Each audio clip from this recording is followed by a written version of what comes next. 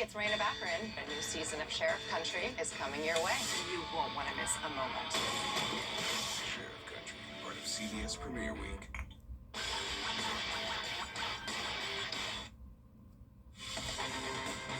Live from Augusta, breaking news. Hello, everybody. We begin with a local breaking news alert out of Burke County, where emergency crews there are working a crash. We've learned people have been seriously hurt there. This is at Highway 23 near Saxton Road and Spring Branch Church Road. Those emergency crews asking if you use that road to travel and you need to travel it tonight, please find a different route to your destination. We are working to learn more right now about how this crash happened, what happened, and who was involved. We begin talking about the weather now. It was, of course, another hot day outside. In fact, it was so hot that some games today, football Friday night on a Thursday, and that is because of the threat of the storms tomorrow as well. Emily tracking all of this for us, the timing, and what to expect this weekend. Yeah, we have a first alert issued for our Friday. Again, a lot of games switched over to today, and that was to dodge the storms. They could not dodge the heat, though. It's August. It's going to be hard to do. We saw a high temperature of 100 this afternoon. Tomorrow, we can expect feels-like temperatures to reach the triple digits across the CSRA before those showers start to pop up. And wherever the rain does fall, it'll help cool off that area for a little bit. But we're going to have to keep an eye to the sky as we do have that chance of a strong to severe thunderstorm. Had a severe thunderstorm earlier today, or really earlier this evening, I should say, but everything now has quieted down. Just a light shower in southern Burke County at the moment. Looking at that severe risk Friday, again, we've issued that first alert just because a lot of people are going to be out and about. It's a low-end severe risk, but we just know a lot of people, again, might not be home. They might be out at football games, any other Friday night activities. So make sure you're staying weather aware. Have that first alert weather app downloaded. Has a great radar tool. It'll let you know when storms have been detected in your area. Brent, I'll have a look at your full forecast coming up. Emily, thanks. The teenager, 13, in these two pictures, that is Daryl Lowry. Tonight, it's been a month since he was stabbed on the dock at a lake. Indictments as Georgia's Attorney General continues to crack down on a ring of organized crime, gang terrorism, child exploitation, human trafficking, just a few of the words that sum up the stack of charges that these people who have been arrested. Now, 2 more people have been arrested. It brings the total up to 8. These 6 here on your screen, all charged in Richmond and McDuffie County. Late-breaking details tonight as we've learned about charges in Bibb County for Jimmy and Shawana Mance. Those 2 new arrests we've learned about. Moses Leverett from Thompson, charged with rape, sex trafficking, and violating the Gang Terrorism Act. Kathleen Lowry facing a RICO violation, sex trafficking charges. Those in Bibb County. Attorney General Chris Carr believes this entire case is gang-related. In just the last 2 hours, we have learned Grovetown Mayor Gary Jones is back in office. Jones has stepped down to run for Columbia County Commission Chairman. That race he did not win. Uniquely, though, no one qualified to replace Jones as mayor, leaving the seat open, well, for Gary Jones to sit right back down in it. I just thought it was the right thing to do because nobody had stepped forward for whatever reason. And, the cost of a special election was going to cost the taxpayers money. And I just felt like the best thing to do was step forward and finish out my unexpired term. Well, in that race for Columbia County Chairperson, Allison Couch will face off against Cambry Wood. That on the ballot in the general election in November to find who will be the next chairman. Oh, we have a rare, wild safety alert. It's out of Aiken, near an apartment complex and intermediate school. A rabid horse bit 13 people. The horse was found near Wire Road and Jaws Lane. Everyone thankfully getting treatment. Rabies is deadly if left untreated. The horse, the 7th animal to test positive for rabies this year alone in Aiken County. South Carolina's Department of Public Health said people were exposed near Wire Road and Jaws Lane on Tuesday. You can see that's right there around the Meadowbrook Acres apartment complex and Aiken Intermediate School on Jaws Lane. Sports is coming up with a first alert out for the chance of storms tomorrow. The heat there too in the factor. The high school football games could start a little later. They're relying on the wet bulb temperature to know when it is safe to play. Your first alert meteorologist Emily Acton explaining what the wet bulb is and how it works. Well, it is hot here in the CSRA, and we've been talking about extreme heat for the past several days. Tomorrow, going to be another hot evening for us for Friday night football, something that coaches and trainers use to really determine if it's safe to play.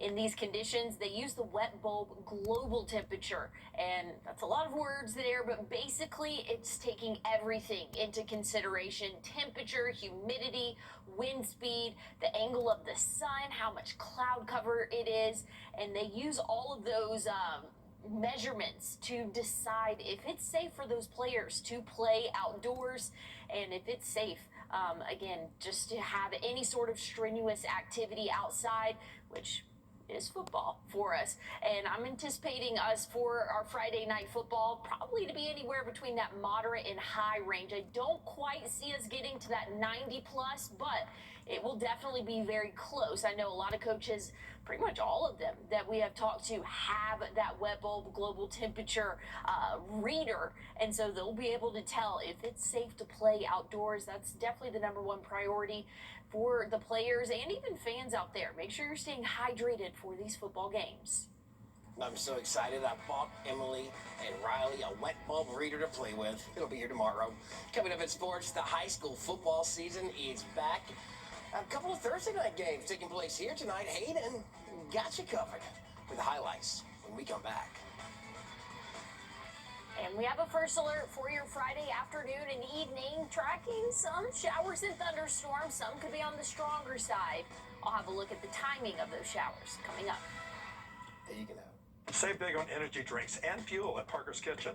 Buy any 3 16-ounce Monster energy drinks and save 20 cents per gallon on your next fill-up, only with Parker's Rewards.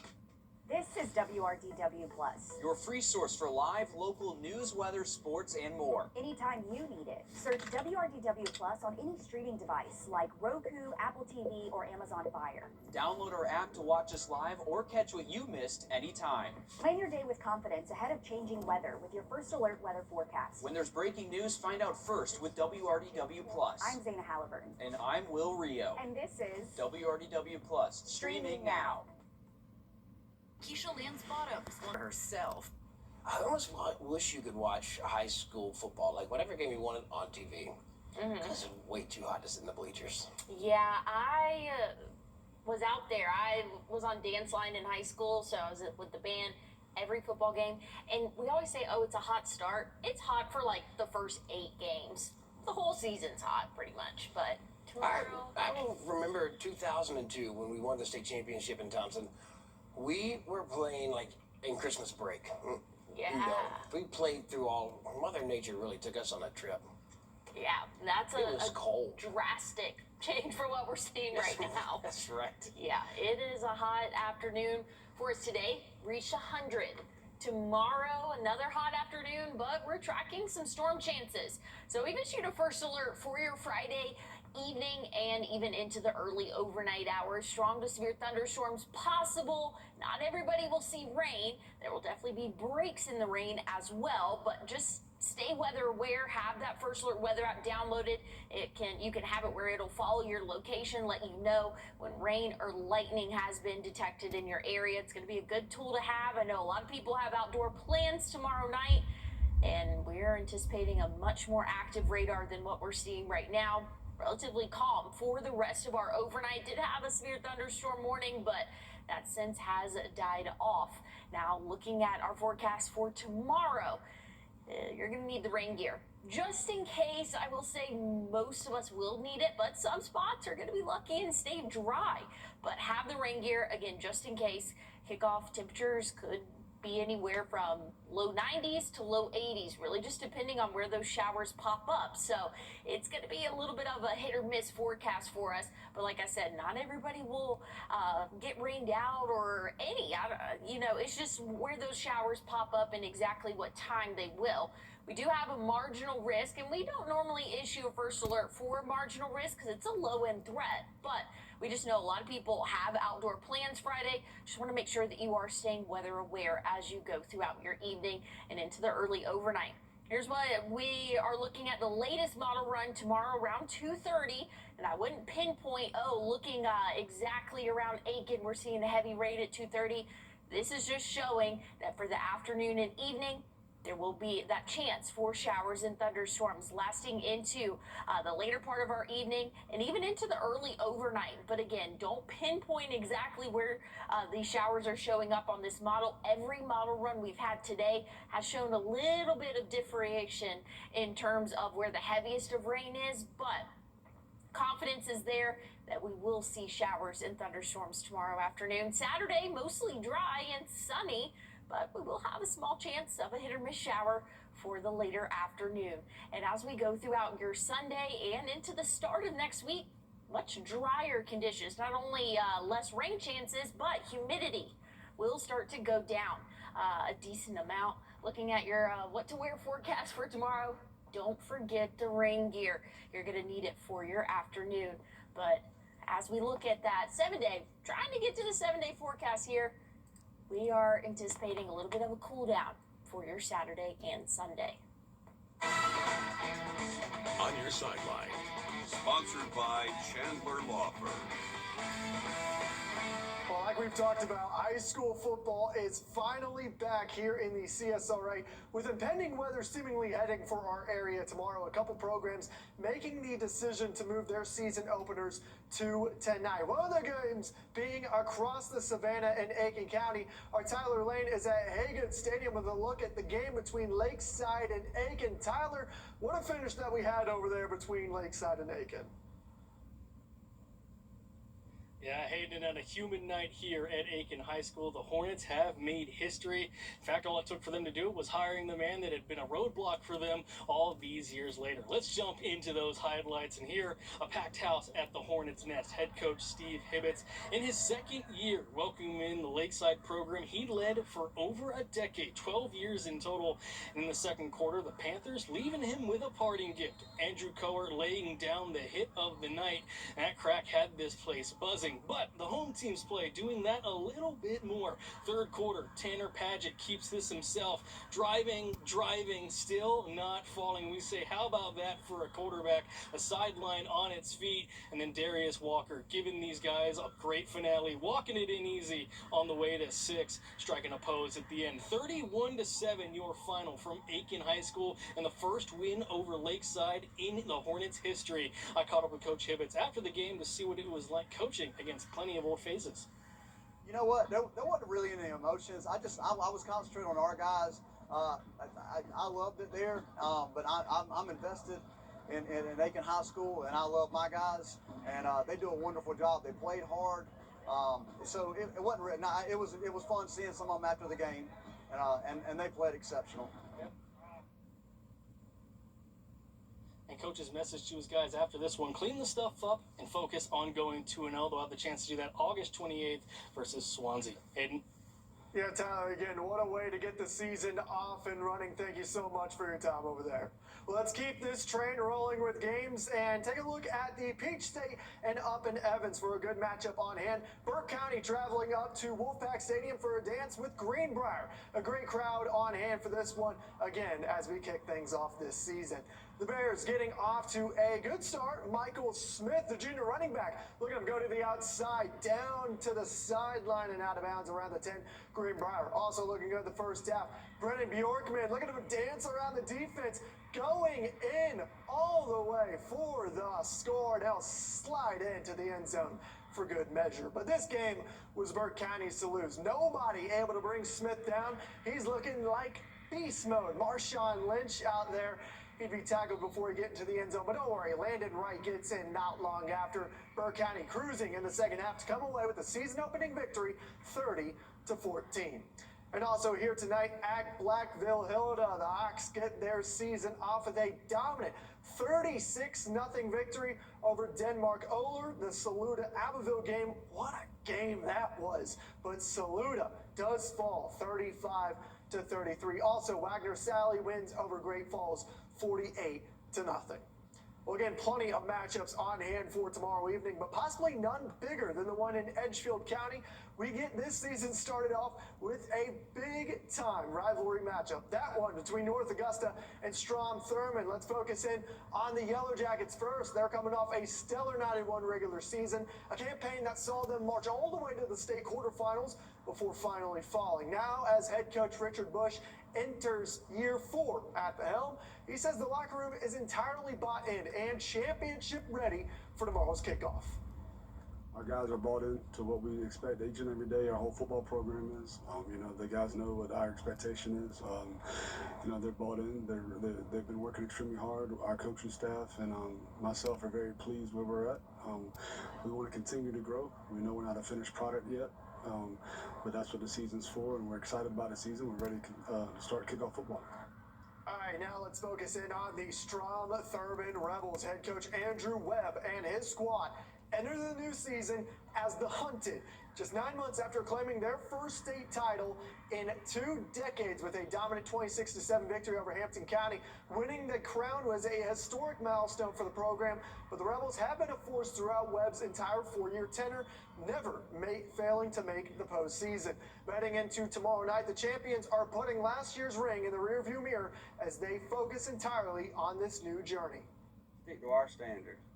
Our standard is our standard, and it's not going to change. So the expectation is the same every year. We're fortunate to be starting this year as defending state champions, but it doesn't change the standard for this year. It's to do our best to go do it again and represent the people that came before us well. So our guys have been humble, continued to work, and we're just going to keep trying to get better.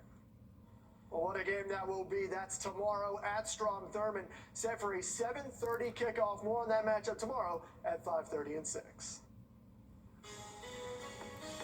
Hayden bringing the bonus football under the lights on a Thursday, and it'll be right back on a Friday. Has a live look at San Diego. Beautiful sunset on the left coast. Does your winning lottery numbers tonight. If you played, you have to get good luck.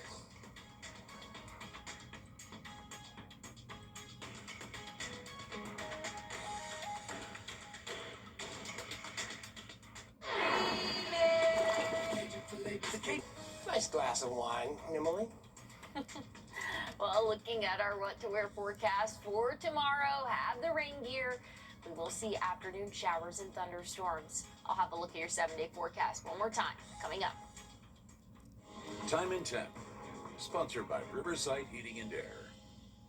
For comfort you can count on, call Riverside Heating and Air. Now offering 0 interest for 60 months on new system replacements. Stay comfortable inside with Riverside Heating and Air. You asked, and we delivered. The Gerald Jones Lincoln Freedom to Drive event is extended due to popular demand. Get 0% APR, 0 payments for 90 days, and $1,000 bonus cash on select new Lincoln models. Or get $12,000 in savings off MSRP on a new Lincoln Navigator. Plus, more great deals, like $1,000 more for your trade with no pressure to buy. But hurry, this extended event won't last long. Stop by now or shop online at GeraldJonesLincoln.com. Gerald Jones Lincoln, where you always get a great deal and a great deal more. Mount Jara, partnership with Lilly. Well, here's a final look at your 7-day forecast. Remember, we do have that first alert in effect for your afternoon and evening tomorrow. We are tracking that chance for a strong to severe thunderstorm. It's a low-end risk, but a lot of people have outdoor plans Friday night football, big thing around here in the CSRA. 96 for our high temperature. We will feel like the triple digits, though. Tomorrow afternoon, lots of humidity in the air, making it feel pretty muggy outdoors. For your Saturday, 92 for our high, an isolated shower possible, but really most of us will remain dry for your Saturday. Drier air moving in Sunday, so humidity will start to drop off a little bit by the end of our weekend and into the start of next week. Check out Monday morning's low, 68.